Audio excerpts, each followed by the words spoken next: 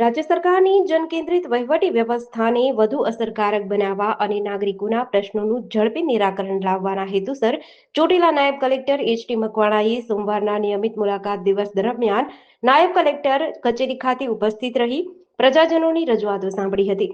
મુલાકાતી દિવસ દરમિયાન ચોટીલા સબ ડિવિઝનના વિવિધ ગામો અને વિસ્તારોમાંથી કુલ 161 અરજદારોએ જમીન, મહેસૂલ, પાણી પુરવઠો, રસ્તા, સામાજિક સુરક્ષા યોજનાઓ સહિતના જાહેરહિતના વિવિધ પ્રશ્નોને લઈને રજૂઆત કરી હતી. પ્રાપ્ત થયેલી અરજીઓમાંથી કેટલીક અરજીઓનો સ્થળ પર જ નિકાલ કરાયો હતો, જ્યારે કેટલીક અરજીઓ અંગે અરજદારોને જરૂરી માર્ગદર્શન આપવામાં આવ્યું હતું. બાકીની અરજીઓના ઝડપી અને ગુણવત્તાસભર નિરાકરણ માટે સંબંધિત વિભાગના અધિકારીઓને સૂચના આપવામાં આવી હતી.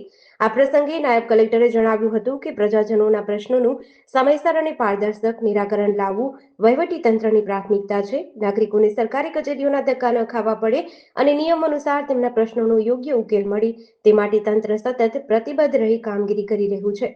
જેડીસી ન્યૂઝ સાથે લધુ ધાધલ, ચોટીલા.